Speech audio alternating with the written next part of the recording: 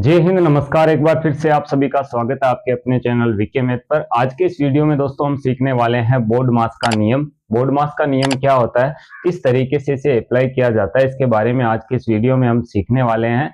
इससे पहले के वीडियो में हमने बताया एलसीएम एचसीएफ के बारे में, संख्याओं के प्रकार के बारे में। और इस चैनल पर दोस्तों हमने एक प्लेलिस्ट क्रिएट कर रखी है जीरो टू हीरो मैथमेटिक्स, जिसमें आपको सभी बेसिक के जितने भी वीडियो सारे देखने को मिल जाएंगे। तो उस प्लेलिस्ट का लिंक आपको डिस्क्रिप्शन में दिया गया है, वहां पर क्लिक करके वो प्लेलिस्ट आप देख सकते हैं। चलिए आज के इस वीडियो को शुरू करते हैं। यहाँ पर हम सीखते हैं बोर्ड मास का नियम। बोर्ड मास का दोस्तों नियम हमारे काम में क्या आता है, जैसे हम कोई भी संख्याएं हैं जो प्लस में, माइनस में, गुणा में, भाग में, ब्रैकेट में एक साथ हमें दे दी जाती है, तो उन्हें हल करने का जो तरीका है वो बोर्ड मास के नियम से होता है कि सबसे पहले गुणा सरल होगा, जोड़ सरल होगी, बाकी सरल होगी, भाग सरल होगा या कोष्टक सरल होगा। तो ये जो सरलीकरण है ये बोर्ड मास के नियम के अकॉर्डिंग ही होता है। बोर्ड मास का नियम अगर आपको नहीं पता है तो संख्याओं को जोड़ने, घटाने या गुणा करने, भाग करने में यहाँ पर गलती हो सकती है। तो यहाँ पर हम बोर्ड मास के नियम को अच्छे से समझेंगे और इसके कुछ एग्जाम्पल भी लेंगे और उन्हें हम सरल करेंगे। तो यहाँ पर दोस्तों जो बोर्ड मास का नाम है उसी में इसका अर्थ है, जैसे बी है, ओ है,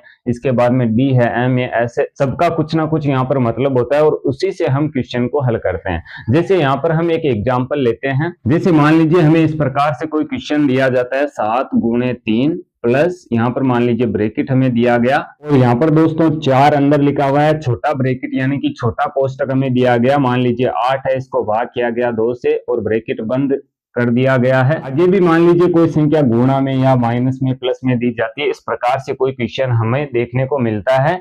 अब यहाँ पर हमें ये कंफ्यूजन रहता है कि सबसे पहले हम जोड़ करें या गुणा करें या कोष्टक को हल करें या भाग करें, इसमें से क्या करें। तो इसमें हमारी मदद होती है बोर्ड मास के नियम से। अब देखिए बोर्ड मास का नियम भी हम यहाँ पर देख लेते हैं। बोर्ड मास के नियम में सबसे पहले बी है, उसके बाद में ओ है, उसके बाद में डी है, उसके बाद में एम है, उसके बाद में ए है, उसके बाद में एस है। सबका कुछ ना कुछ मतलब होगा। क्या होगा देखिए, यहाँ पर जब भी हम इस प्रकार से क्वेश्चन हमें दिए जाते हैं और उन्हें जब हम सरल करते हैं तो वहां पर हमें सबसे पहले सरल करना होता है, बी का मतलब होता है ब्रैकेट, ब्रैकेट का यानी कि कोष्टक। तो जब भी हमें क्वेश्चन में कोष्टक दिया जाएगा तो सबसे पहले हम उसमें सरलीकरण के क्वेश्चन में कोष्टक को हल करेंगे। अब कोष्टक देखिए कितने प्रकार के होते हैं ये भी समझना जरूरी है। कोष्टक दोस्तों 3 प्रकार से होते हैं।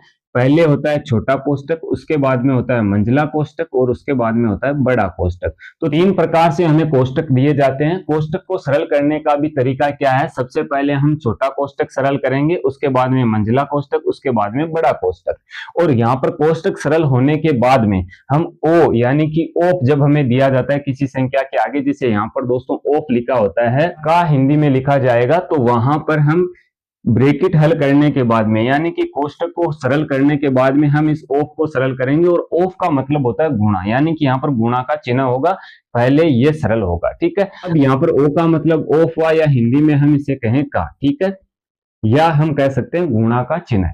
अब आगे है दोस्तों डी। डी का मतलब होता है डिवाइड यानी कि भाग करना, मैं यहाँ पर हिंदी में ही लिख रहा हूं। एम का मतलब होता है मल्टीप्लाई यानी कि गुणा। ए का मतलब होता है दोस्तों एडिशन यानी कि जोड़। और एस का मतलब होता है सबट्रैक्शन यानी कि घटाव या बाकी हम कह सकते हैं। तो यहाँ पर दोस्तों हमें क्रम से चलना होता है जब भी सिंप्लीफिकेशन यानी कि सरलीकरण के क्वेश्चन हम सोल्व करेंगे आगे आने वाले वीडियो में, तो वहां पर हमें बोर्ड मास का नियम आना बहुत जरूरी है कि नियम के बिना हम ऐसे क्वेश्चन सोल्व नहीं कर सकते। अब यहाँ पर देखिए सबसे पहले ब्रैकेट, उसके बाद में ऑफ, उसके बाद में डिवाइड, उसके बाद में मल्टीप्लाई, उसके बाद में एडिशन, उसके बाद में सबट्रैक्शन। तो इस प्रकार से क्रम से हम हल करेंगे। तो इस एग्जाम्पल को जब हम सोल्व करेंगे तो ये हमारे अच्छे से क्लियर हो जाएगा।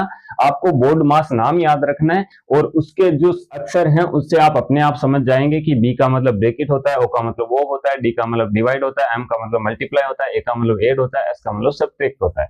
तो इस प्रकार से जब भी हम क्वेश्चन करने जाएंगे तो हमें याद रहेगा कि सबसे पहले हमें ब्रैकेट सोल्व करना और ब्रैकेट में भी सबसे छोटा ब्रैकेट सोल्व करना है। तो क्वेश्चन देखिए इसको जब हम सोल्व करेंगे किस तरीके से करेंगे, 7 गुणा 3, और यहाँ पर हमने ऑफ लिखा है तो इसका मतलब भी गुणा ही हम करेंगे। लेकिन पहले हम क्या करते हैं, इस क्वेश्चन के लिए यहाँ पर जो हमने चिन्ह लगा रखा था प्लस का, वो प्लस का ही रहने देते हैं, क्योंकि ऑफ वाले क्वेश्चन भी आगे हम सोल्व करेंगे। तो यहाँ पर हो गया दोस्तों प्लस, लेकिन यहाँ पर देखिए एक बड़ा ब्रैकेट है यानी कि बड़ा कोष्टक है और अंदर में छोटा कोष्टक है, तो पहले छोटे वाले कोष्टक को हल करते हैं। अब कोष्टक में दोस्तों जरूरी नहीं है कि यहाँ पर मैंने भाग किया है तो भाग और प्लस माइनस कुछ भी हो सकता है। तो इसे जब सोल्व करेंगे तो 4 है। अब यहाँ पर देखिए 2 का भाग 8 में हम लगाएंगे, 4 बार चला जाएगा। तो यहाँ पर अभी हमने कोष्टक का चिन्ह नहीं हटाया है, आगे जाके हम हटाएंगे अगले स्टेप में। आगे है माइनस के 3। अब देखिए आगे किस तरीके से होगा, 7 गुणा 3 यहाँ पर है प्लस, और बड़ा ब्रैकेट है। अब छोटे वाले ब्रैकेट को हम सोल्व कर सकते हैं। देखिए एक ब्रैकेट में 4 है, बाहर भी 4 है, तो जब कोई दो संख्याएं इस प्रकार से हो, एक संख्या बाहर हो और दूसरी ब्रैकेट के अंदर हो, तो वो दोनों आपस में गुणा होती है जब उनके बीच में कोई चिन्ह नहीं होता है।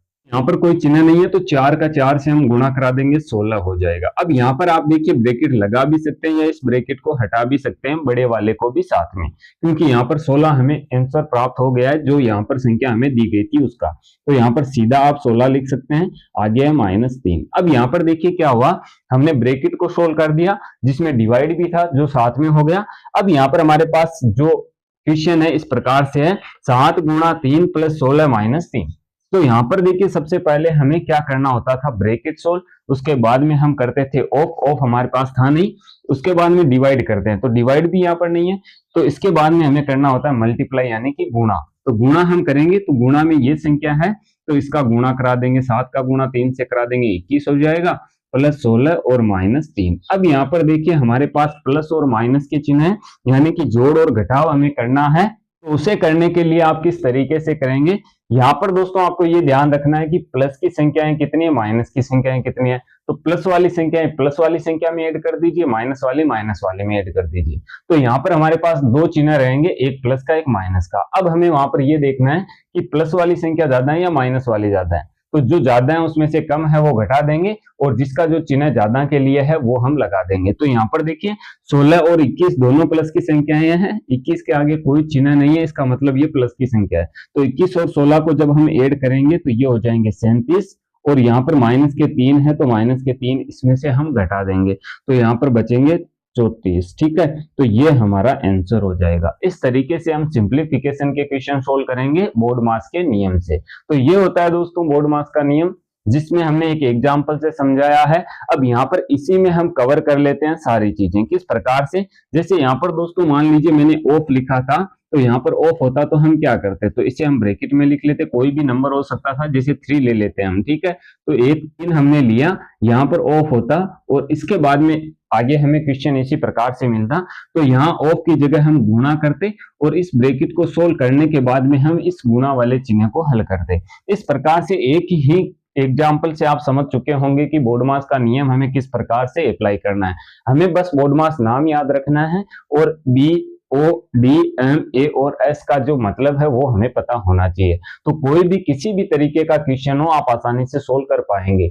यहाँ पर देखिए ये जो नियम है सभी के लिए अप्लाई होता है, चाहे आप नॉर्मल सामान्य संख्याएं ऐसे जोड़ रहे हो, घटा रहे हो, गुणा कर रहे हो, भाग कर रहे हो, या फ्रैक्शन हो, जैसे भिन्न में संख्याएं दे दी जाती है, प्लस माइनस गुणा भाग ब्रैकेट में, तो उसके लिए भी ये नियम लागू होता है। चर अचर संख्याओं के लिए भी लागू होता है। कहने का अर्थ यह है जहां हमें कोष्टक मिलेगा, ऑफ मिलेगा, भाग मिलेगा, गुणा मिलेगा, जोड़ मिलेगी और बाकी मिलेगी या घटाव जिसे हम कहते हैं मिलेगा, तो वहां पर ये नियम लागू होगा।